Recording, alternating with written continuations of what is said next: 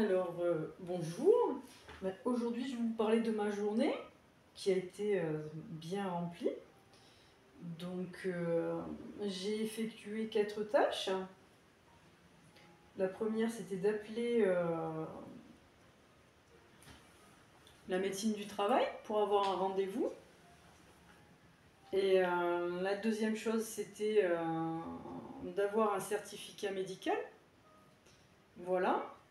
La troisième, c'était d'appeler la gendarmerie pour avoir un lieu pour déposer plainte, pour voir un petit peu comment ça fonctionne, parce que je voulais aller absolument à la gendarmerie, au cas où je vais déposer une plainte. Et qu'est-ce qu'il y a? Il y a aussi, il faut que je contacte la CAF pour leur expliquer ma situation aussi. Voilà, avec la baisse de revenus, ce qui se passe. Au niveau du harcèlement. Donc j'ai vu qu'il y avait une démarche que l'on pouvait faire sur la CAF, donc sur le site de la CAF. Donc c'est ces 4 choses-là que j'ai fait aujourd'hui et voilà. Alors j'ai appelé l'inspection du travail, ça c'était la première étape. Et ce qui s'est passé, c'est que le discours fut assez laborieux et j'ai quand même, après avoir bien insisté, parce que, parce que l'inspection du travail après détecte mon cas, mais après l'inspection du travail, moi j'ai dit ben, j'aimerais savoir ce qui se passe parce que j'ai pas d'aide juridictionnelle, donc et ben après on vous envoie, on vous dit ben voilà, soit vous allez au prud'homme, soit vous allez au pénal, un petit peu comme la juriste, vous voyez. Moi j'ai dit mais quelles sont ses fonctions, qu'est-ce qu'il peut faire? Et sincèrement, j'ai énormément insisté pour qu'il aille faire un contrôle dans l'entreprise au niveau des contrats. Donc c'est ce qui va être fait. Et moi je vais profiter en même temps parce qu'il y a un ami qui a sa nièce qui travaille à l'inspection du travail mais sur Paris.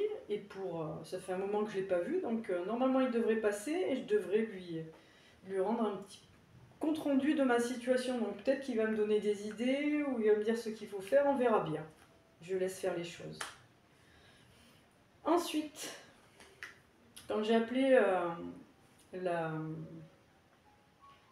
comment ça s'appelle, la médecine du travail, je suis tombée sur un répondeur où j'ai laissé un message parce qu'il y avait personne au bout du fil et on m'a pas encore rappelé pour le rendez-vous.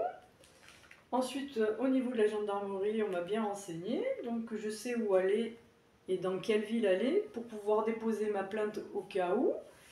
Et qu'est-ce qui reste? Et ensuite, bon, je suis allée à la maison médicale aujourd'hui pour avoir ce certificat médical.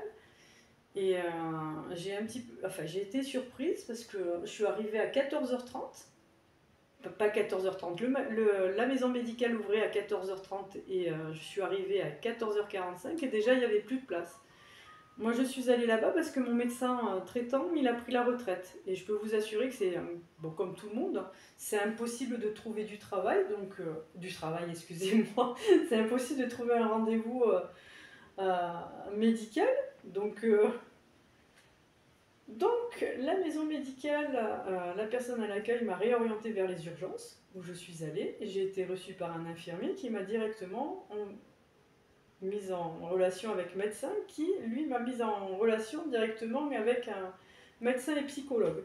Donc j'ai passé un bon moment avec eux, et pour pouvoir parler de ce qui s'est passé, donc ils m'ont bien écouté. Et il voulait me faire aller au CMP, donc chose que j'ai refusée parce que j'ai pas envie de prendre des médicaments, et alors que je sais très bien où est le problème.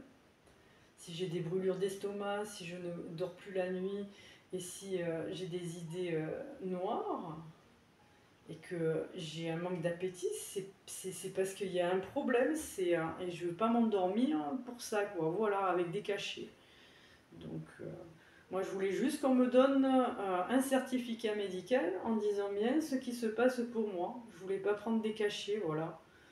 Je veux bien prendre des plantes, mais je veux pas prendre des anxiolytiques ou des cachets qui vont me rendre encore plus mal. Voilà.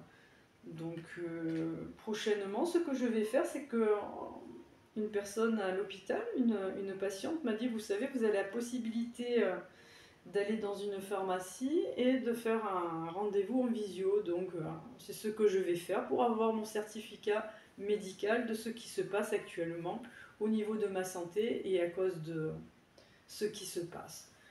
Voilà, je crois que je vous ai tout dit.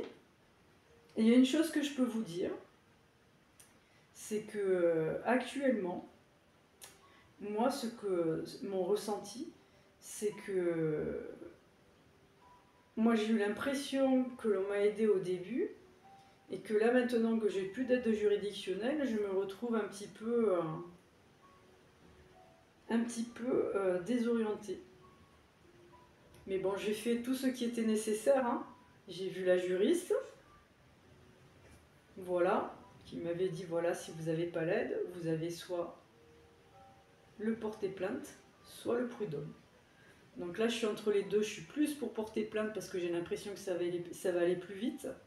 Mais ce que je sais, c'est qu'il va falloir que je fasse un dossier en béton, en fait. Donc il va falloir que je prenne bien tout mon temps pour marquer toutes les dates, les choses quand elles se sont passées. Il y a tout un état. J'ai déjà demandé à ChatGPT de me sortir tout ce qu'il fallait faire. Donc, il m'a fait un plan et je vais sortir les choses une à une.